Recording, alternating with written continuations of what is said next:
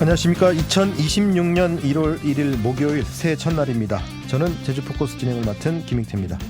사람과 사람이 질문을 주고받던 시대가 지나고 이제는 인공지능에게 무엇이든 묻는 시대가 열렸습니다. 나는 AI와 공부한다의 저자 살만 칸은 지금의 세계를 이렇게 말합니다.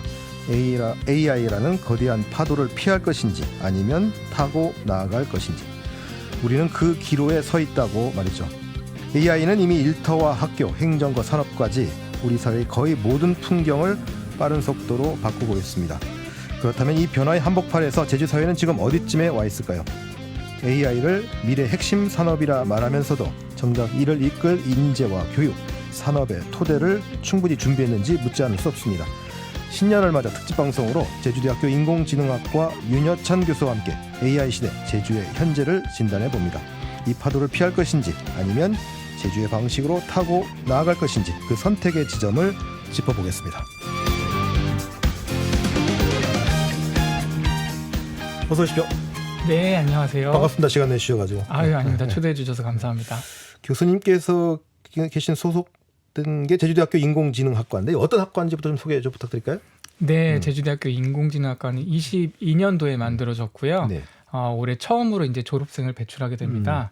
인공지능학과는 기본적으로 컴퓨터의 주요한 이론과 또 인공지능을 위한 수학을 토대로 해서 자연어 처리, 비전, 생성형 AI 같은 최근 흐름에 맞는 트렌드들을 익혀서 졸업한 학생들이 이제 AI 쪽으로 산업계나 학계나 다양한 곳에 취직해서 실력을 발휘할 수 있도록 개설된 학과입니다. 그러면 한 학년 학생 수가 몇 명이나 되죠? 네, 25년까지는 25명씩 한 학년의 정원이었는데요. 네. 26년부터 수요가 늘어서 35명으로 증원을 했습니다. 어쨌든 첫 졸업생이 2025년에 맞습니다. 배출된 2026년 네, 배출될 2월에 예정이고요. 예. 배출될 예정입니다. 네. 학생들은 그러면 이게 코딩이라고 하는 게 학생들이 그럼 어떤 교육을 받는 거죠, 그러면? 네, 학생들은 아무래도 인공지능학과가 컴퓨터공학과에서 시작된 예. 학과다 보니까 기본적으로 코딩과 관련된 수업을 받고 있고요. 예. 그리고 더해서 인공지능 학문에 꼭 필요한 수학도 배우고 있습니다. 그리고 이제 3, 4학년이 되면은 본격적으로 인공지능 이론이라고 할 수 있는 자연어 처리나 생성형 AI, 비전 등등 다양한 분야에 대해서 수업을 받게 되고 있습니다. 사실 인공지능 기술이 너무 빨리 발전하다 보니까 도대체 이게 어느 정도 단계에 와 있는지 이제 혼란스러울 정도까지 돼 있는데 교수님은 지금의 AI 발전 단계를 어느 정도 수준이라고 좀 보세요? 말씀하신 대로 AI의 발전이 정말 하루가 다르게 발전을 해나가고 있는데요. 가장 최근에 인상 깊었던 게 얼마 전에 구글에서 발표한 통역 기술입니다. 이게 지금도 부분적으로 통역 기술이 되고 있지만 최근에 구글이 발표한 기술은 이제 이어폰만 꽂고 있으면은 화자가 몇 명이든 여러 명이 토론을 해도 각각에 맞춰서 그 사람의 톤과 목소리 등을 자연스럽게 다른 언어로 번역을 해서 정말 자연스럽게 통역을 가능하게 해주고요. 그래서 제가 이 기술을 봤을 때 아이들한테 영어 교육을 하는 게 맞는가 이런 정도였습니다. 그 외에도 지금 챗GPT가 우리나라가 전 세계에서 유료 구독자 수가 2위입니다. 그만큼 업무나 다양한 면에서 활용을 하고 있고요. 로봇 기술도 뉴스나 유튜브에서 많이 보셨을 텐데 정말 눈부시게 발전하고 있습니다. 그래서 이게 지금 AI 혁명이 시작된 지 꽤 오래됐음에도 불구하고 이게 지금쯤 완숙 단계가 아니라 계속해서 새로운 것, 계속해서 우리가 어렸을 때 SF나 공상과학 소설에서만 보던 것들이 점차 현실로 이루어지고 있고요. 사람들도 이제 정말로 체감되는 수준.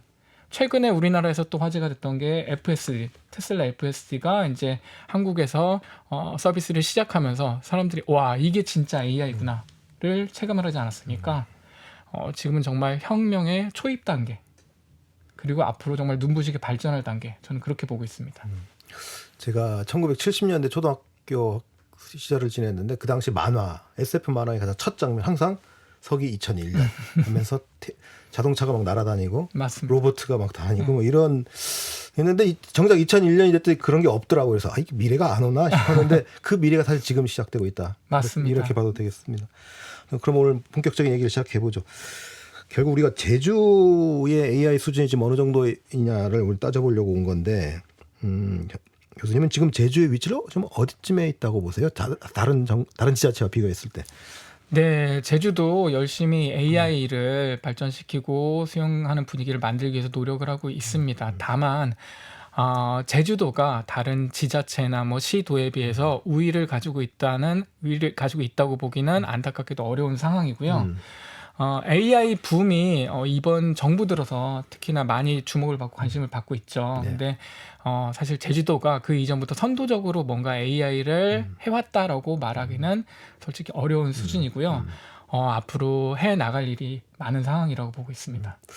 그래도 제주도는 뭐 AI를 미래의 핵심 산업이라고 좀 강조하고 있는데 뭐 전혀 아마 손 놓고 있지는 않았을 것 같긴 해요. 맞습니다. 그래서 네. 현재 제주도의 AI 정책이나 뭐 이런 전략 가운데 어떤 의미 있는 시도는 무엇이라고 보는지 또 한계는 무엇이라고 보는지 간략하게 좀 평가 좀 해주실까요? 네, 제주에서도 AI 도입을 위해서 많은 노력을 하고 있습니다. 그래서 도청만 해도 제가 알기로는 뭐 1차 산업이라든지 아니면 도민 서비스라든지 행정 서비스라든지 아니면 관광 쪽에 뭐 AI 투자를 지속적으로 늘리려고 하고 있고요. 다만 어쩔 수 없는 한계라고 할 수 있는 거는 제주 자체의 AI 기업 수도 적고 제주가 다른 시자체에 비해서 예산이 큰 것도 아니고 그리고 말씀드렸다시피 AI 중요성을 인지하고 있지만 뭔가 선점적으로 확보하고 있는 리소스나 뭐 그런 것도 없다 보니 다른 지자체에 비해서 우리가 정말로 강점을 가지려면 어떻게 해야 되나 단순히 뭐 뒤처지지 않는 수준이 아니라 우리가 제주하면은 그냥 뭐 관광이나 뭐 귤 이런 것만 떠오르는 게 아니라 저쪽은 AI에 뭔가 있는 도시, AI 하기 좋은 도시라는 거를 사람들한테 인식시키려면 어떻게 해야 될지 좀 고민이 많은 지점이라고 봅니다. 되게 중요한 말씀이신 것 같아요. 사실 우리도 인구수도 적고 뭐 예산 규모도 적고 하다 보니 다 적은 이런 지역에서 그럼 AI 전략을 어떻게 세워야 될 것이냐 이게 되게 중요한 문제인 것 같은데 어쨌든 가장 시작은 사람 아닙니까? 이거 맞습니다. 인재를 키워야 이게 뭐 AI 산업 기업을 유치한다고 해도 결국 지역 인재를 거기다 또 매칭시켜줘야 되고 하는 문제가 될 텐데 그러면 제주에서는 AI 교육과 연구를 뒷받침할 환경은 그럼 갖춰져 있다고 보세요? 환경이 어느 정도 되어 있습니다. 사실 저희 도가 그래도 뭐 기존의 정부와 함께 RIS 사업이라든가 라이즈 사업 같은 정부 도와 함께하는 사업을 통해서 AI 서버도 몇 대 정도 구축하고 있고 또 아이들 실습하기 위한 컴퓨터 장비도 구축을 하고 있습니다. 그러나 다만 여기서 또 말씀드릴 수밖에 없는 거는 이게 충분하냐? 부족하지 않냐 아이들이 AI를 공부하면서 다른 지자체나 혹은 해외에 비해서 경쟁력을 가질 수 있는 구조냐라고 보면 그렇게 말하기는 어려운 게 또 사실입니다. 사실 AI라는 학문이 다른 어느 학문보다도 솔직히 말씀드리면은 돈이 많이 드는 학문입니다. 그거는 뭐 다들 아시고 계시겠죠. GPU가 워낙 비싸다 보니까 고가의 장비다 보니까 그렇고요. AI 경쟁력 자체가 워낙 인프라가 중요한 요소이기 때문에 이번 정부도 GPU 20만 장을 공급받기로 한데 노력을 기울인 이유도 그거고요. 그렇다면 제주도가 이러한 교육의 강점을 갖기 위해서는 충분한 수의 정말 과하다 싶을 수준의 인프라 구축 그를 통해서 인재들이 양성되는 환경을 구축해야 된다고 봅니다. 사실 그 IT계 거장이라고 하면 빌 게이츠가 있잖아요. 근데 빌 게이츠의 유년 시절이 그 다른 미국인들과 달랐던 점이 하나가 있는데 아무래도 빌 게이츠 가정이 부유한 집안이다 보니까 그 동네에서 부녀에 의해서 아이들 교육을 위해서 그 당시 엄청 비쌌던 컴퓨터를 학교에 기증했다고 해요. 예. 그러니까 사실 그때는 컴퓨터를 다루려면 대학생들도 막 줄 서서 쓰고 그랬던 시기거든요. 근데 분야에서 컴퓨터를 기증했는데 사실 뭐 아이들이 그걸 뭘 알겠어요. 그러니까 관심을 가지고 있던 빌 게이츠가 거의 그 컴퓨터를 혼자서 독점하다시피 썼다고 해요. 그러다 보니까 엄청난 경쟁력을 가지게 됐다고 합니다. 마찬가지로 지금 시대에도 아이들이 뭐 다른 여러 요소가 있겠지만 경쟁력을 가지려면 무엇보다도 이 비싼 장비에 대한 접근이 쉬워야 된다고 생각을 해요. 단순히 기초 이론 정도를 배우려면은 큰 돈이 안 들 수 있지만 소위 요즘 말하는 생성형 AI, 챗GPT 같은 기술을 공부하기 위해서는 이제 큰 규모의 장비, 정말 비싼 장비를 달아보는 경험이 정말 중요하거든요. 근데 그러한 경험까지 제공해줄 리소스가 제주에는 없죠. 그래서 저희 제주에서 그 26만 장 중에 얼마나 확보하느냐가 또 인재 양성의 중요한 요소라고 보고 있습니다. 사실 뭐 민간 기업이 당장 들어올 수가 없는 상황이라면 결국 그 투자는 공공 영역에서 먼저 투자할 수밖에 없는 이런 구조라는 말씀이시군요. 네, 맞습니다. 근데 또 이런 문제가 있어요. 그러니까 인재를 어쨌든 키운다고 해도 제주도가 그 전부터도 나타난 현상이긴 하지만 키워놓으면 또 나가고 섬이라고 하는 그 섬 청년들이 이 섬을 탈출하고 싶어하는 욕구가 되게 강하거든요. 근데 이런 AI에서는 그게 어떻게 적용될 수 있을지. 그러니까 인재를 키웠을 때 다시 제주를 떠날 수밖에 없는 이런 구조적 원인은 뭐라고 생각하고 그럼 또 그 인재들을 제주에 남기 위해서는 또 어떤 조건이 필요한지 어떤 생각이시죠? 제가 아이들을 가르쳐 보면은 말씀하신 것처럼 떠나고 싶어하는 학생들도 있지만 상당수는 제주에 남고 싶어요. 당연하죠. 고향이니까 가족들이 있고. 그런데 직장을 구하기 어려우니까 대부분의 직장은 육지에 있으니까 어쩔 수 없이 떠나는 경우가 너무 많거든요. 그러니까 제일 중요한 거는 제주에서 일할 수 있는 여건을 만들어 줘야죠. 그렇다 보니 어쩔 수 없이 이제 또 다시 돌아와서 기업을 어떻게 유치할 거냐가 핵심 문제라고 보는데요. 저는 그래서 기업이 제주에 있으면은 메리트가 뭐가 있을까에 대한 정말 여태까지도 많은 고민을 해왔지만 AI 특화돼서 고민을 해야 될 시점이라고 보고 있습니다. 그러면 다시 또 원론적으로 돌아와서 그렇다면 제주가 어떤 식으로 강점을 가지냐라고 했을 때 타 지자체에 비해서 좋은 게 있어야 되잖아요. 예산은 한정적이고 뭐 아무래도 육지와 단절된 환경 속에서 이 사람들이 메리트를 느낄 만한 환경을 만들어줘야 되고 아무래도 그게 인프라 구축이 아닐까 저는 생각을 하고 있습니다. 제주가 인프라 구축에 강점을 가지고 있다고 저는 보는 이유가요. 지금 코로나 때 크게 이슈가 됐다가 지금은 잠시 좀 잦아든 이슈가 결국 환경 문제인데요. AI 기업과 AI 산업이 가장 많은 공격을 받고 있는 게 결국 탄소 배출이거든요. 네, 전기를 많이 쓴다 뭐 이런 비판이죠. 예. 네, 맞습니다. 근데 제주도가 계속해서 친환경에 투자를 많이 해왔고 앞으로도 많이 할 거잖아요. 그렇다면 우리가 제주 내에 정말로 제로백을 달성할 수 있는 뭐 지금 당장은 안 되겠지만 그러한 목표를 가지고 AI 데이터 센터를 구축할 비전을 세운다면은 당연히 AI 시대의 핵심적인 인프라를 사용하기 위해 기업들도 제주도를 찾을 메리트를 찾게 되는 거고 그러면 인재들이 정주할 환경이 만들어지지 않을까 그렇게 큰 그림을 가지고 가야 된다고 생각을 하고 있습니다. 과거에 컴퓨터 초기 시절에 컴퓨터를 쓰기 위해서 줄을 서 있듯이 네. 지금은 그 GPU 시설을 쓰기 위해서 또 줄을 제주에 서도록 만들자. 맞습니다. 네, 이런 말씀이시네요. 네. 그리고 데이터 센터 같이 이렇게 전력을 많이 소비하는 거는 결국 신재생 에너지를 활용을 해야 되니 그런 점에서 제주도가 강점이다. 맞습니다. 이런 장점들을 활용해야 된다는 말씀이신 것 같아요. 여러분은 지금 제주 포커스가 신년 특집으로 마련한 AI와 제주를 주제로 제주대 인공지능학과 윤여찬 교수와의 대담을 듣고 계십니다. 자, 그러면 좀 깊숙하게 들어가 보죠. 조금 더. AI가 이제 기술적인 측면만 얘기하고 있지만 사실 제주 산업 구조 전반적으로 영향을 미칠 수 있는 거 아니겠습니까? 그럼 교수님은 제주에서 AI 영향이 가장 먼저 나타날 분야는 어디라고 보세요? 저는 아무래도 관광이지 않을까 싶습니다. 제주에서 가장 큰 산업 중에 하나가 관광이기도 하고요. 그리고 AI라고 하면은 사실 좀 두 가지로 나눠야 되는데요. 지금 최근에 정말 전폭적인 투자를 받고 사람들의 생활 변화를 이끌고 있는 거는 생성형 AI가 중심이 되고 있습니다. 네. 그 생성형 AI가 가장 잘 활용될 분야로서 관광이 꼽히고 있습니다. 이미 뭐 글로벌 OTA 기업들은 앞다퉈서 생성형 AI를 개발해서 관광 서비스에 도입을 하려고 하고 있고요.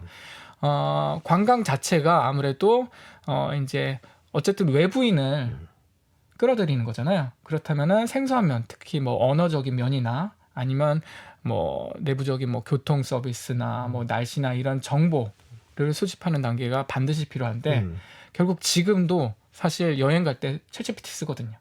제미나이 쓰거든요. 어디 맛집 있냐, 뭐 어디 가서 보면 좋겠냐 그렇죠. 이런 질문을 한다는 말씀이죠. 네, 맞습니다. 해외에 나갈 땐 더 심하죠. 뭐 예를 들어서 기차 타려면 어떻게 해야 되냐, 뭐 어떻게 이쪽으로 가냐, 뭐 그런 여러 문제들의 그 생성형 AI 도움을 받고 있는데 아직은 정보 수집단에 머물러 있는데 이게 결국은 이제 매출과 연결이 될 거거든요. 단순히 우리가 챗GPT에서 지금 정보 검색한 다음에 뭐 어떤 사이트 들어가서 하는 수준이 아니라 정말 어떤 통합 솔루션 환경이 조만간 곧 나올 거라고 봐요. 요즘 에이전트, AI 이런 식으로 많이 화두가 되고 있는데 그러면 이제 진짜로 간단하게 앱으로 내 일정 뭐 짜주고 어디 호텔도 예약하고 맛집도 예약을 해주고 뭐 이런 것들을 그냥 비서할 때 명령하듯이 하면 아주 간편하게 해주는 시대가 조만간 올 거라고 봅니다. 그리 멀지 않은 시기에. 그러면 결국 여기서 매출이 일어나고 결국 제주가 여기서 소외가 되면 안 되거든요. 이렇게 해서 제주가 그냥 저희는 콘텐츠만 제공을 해주고 막상 돈은 그런 앱을 개발한 해외나 육지 기업이 가져가면은 저희는 또 큰 기회를 놓치게 되는 거잖아요. 그렇기 때문에 저희가 만약에 집중을 해야 된다면 이런 관광 쪽 생성형 AI 더불어 이런 서비스와 연결이 될 수 있도록 단순히 기술 발전이 아니라 어떻게 하면 이 생태계랑 연결시켜가지고 수익을 창출하고 또 거기서 제주의 큰 유니콘 기업이 탄생할 수 있는지 이런 게 만들어질 수 있는 여건이 돼야 된다고 생각합니다. 그 말씀 들어보니까 어쩌면 또 아날로그 시대하고 또 비슷한 게 좀 비유가 될 것 같은데, 그러니까 사실 여행사를 개인 여행사를 만드는 거 아니에요, AI를 통해서. 그렇죠. 근데 과거에 아날로그 시대 때는 제주도의 여행사가 주도권을 뺏겨서 결국 국내 대형 여행사한테 주도권을 넘겼단 말입니다. 그러면 결국 맞습니다. 이 시장에서도 AI 주도권을 어떻게 우리가 만드느냐에 따라 가지고 우리가 그냥 단순히 컨텐츠만 제공할 것인지 거기서 수익을 창출할 수 있는지가 결정이 된다, 이 말씀이신 것 같아요. 맞습니다. 그러면 우리가 좀 그런 얘기 있잖아요. 우리가 이런 관광 정보가 사실 제주도에 너무 어마어마하게 넘쳐나는데, 문제는 제가 들어보니까 그 정보를 우리가 쓸 수 있는 AI를 활용할 수 있는 정도의 양질의 상태로 데이터가 관리돼야만, 그래야만 사실 그 정보가 의미가 있는 거 아닙니까? 맞습니다. 제주도에 그럼 그런 정보 관리가 제대로 되고 있다고 보세요, 지금? 관광 정보가? 사실 또 제주도에서 노력한 것 중에 하나가 빅데이터 수집을 위해 많이 노력을 하고 있었어요. 근데 이게 생성형 AI 시대가 되면서 사실 데이터의 형태라고 할까요? 이런 게 많이 달라졌습니다. 이전에는 어떻게 하면 컴퓨터가 잘 처리할 수 있을까라는 식으로 해서 소위 데이터베이스 같은 포맷으로 어떻게든 컴퓨터에 맞춰서 데이터를 입히는 게 중요했다면은 요즘은 오히려 생성형 AI가 결국은 사람이 있는 책이나 뭐 기사나 이런 것들을 통해 학습을 하거든요. 그래서 생성형 AI도 똑같습니다. 사람들이 잘 만든 글, 좋은 정보가 있는 글을 보고 배우면은 똑똑해지고요. 막 정말 노이즈가 많고 사실관계도 틀리고 뭐 엉망진창 맞춤법도 틀리고 이런 걸 보고 배우면은 멍청해집니다. 그런데 우리가 그동안 제주에서 그러한 어떻게 보면 인문학적 데이터죠. 그런 것들을 잘 구축했냐라고 보면은 사실 거기에 방향을 맞추지 못했죠. 이건 비단 제주뿐만이 아니라 뭐 전 세계적으로 마찬가지인 측면이 있긴 합니다. 그래서 사실 지금은 어떻게 보면 그런 인문학적인 양질의 데이터로 새로 구축도 하고 기존에 그냥 컴퓨터에 맞춰서 있는 데이터를 어떻게 이렇게 옮길 것인가에 대한 고민도 동시에 해야 되는 시기입니다. 그럼 AI 기술 연구와 또 그에 발맞춰서 데이터를 어떻게 그 AI에 맞춰서 데이터를 다시 정보를 정제할 것이냐, 이 작업이 동시에 이루어져야 되겠군요. 맞습니다. 이게 하나만 우선적으로 할 수도 없고요. 그리고 기술도 마찬가지고요. 이게 사실 우리가 뭐 해자라고 해서 다른 기업들이 넘볼 수 없는 뭔가 리소스를 확보하기 위해 노력을 하잖아요. 근데 IT 분야나 그 AI 분야는 진작부터 사실 기술은 우리가 공개를 할게. 오픈 소스 같은 거 너희 봐. 이렇게 됐는데 오히려 이제 자원, 특히 데이터 자원은 움켜쥐고 있거든요. 왜냐하면 자신감이 있는 거예요. 데이터를 우리가 이만큼 충분히 확보하고 있고 인프라를 이만큼 확보하겠으면 기술은 내가 세계 과학기술 발전을 위해 열어두지만 너희들은 어차피 나를 이기지 못한다라는 자신감을 글로벌 빅테크들이 갖고 있거든요. 그래서 그렇게 공짜로 쓰게끔 막 만들어주는 거군요. 그럼요. 그러니까 결국은 저희도 물론 기술 발전도 당연히 같이 해야 되죠. 절대 무시할 수가 없습니다. 오픈 AI 따라잡는데 대단한 구글이 3년 넘게 걸리잖아요. 분명 중요합니다. 그러나 동시에 다른 곳에서 가지고 있지 않는 데이터가 결국은 우리만의 제주만의 해자를 만들어주는 큰 자원이 될 거라고 봅니다. 중요한 말씀해 주신 것 같네요. 이제 관광 말고도 사실 또 제주도는 어차피 농업이라고 하는 1차 산업이 기반이 돼 있지 않습니까? 그냥 요 1차 산업은 그러면 AI 시대 이걸 어떻게 해야 또 우리가 농업 분야에서 AI를 활용할 수 있을까? 이것도 궁금한데 어떻습니까? AI는 사실 뭐 제주도뿐만이 아니라 도에서도 그렇고 많은 기업에서도 관심 갖고 있는 1차 산업에 대한 AI는 주제예요. 그래서 어떻게 하면 생산성을 높일 수 있을까? 어떻게 하면 고령화 문제를 대체할 수 있을까라고 해서 많은 노력을 기울여 왔는데요. 사실 이게 기술적인 문제보다 다른 문제로 쉽지가 않습니다. 왜냐하면 이게 어쨌든 간에 IT 기술이기 때문에 수용성이 있어야 되는데 1차 산업에 종사하시는 분들이 아무래도 고령화되어 있고 그리고 주로 이제 시골에 사셔가지고 뭐 이런 인프라도 잘 구축되어 있지 않다 보니까 이거를 도입하는 것 자체도 한계가 많았어요. 근데 이제 좀 그리고 이게 사실 그동안의 AI 기술이라는 게 뭐 도입한다고 확 생산성이 티가 나게 늘어나진 않았거든요. 근데 이게 점점 고령화가 심해지고 노동인구 문제도 커지잖아요. 지금 로봇 기술도 정말 획기적으로 변하고 있습니다. 네.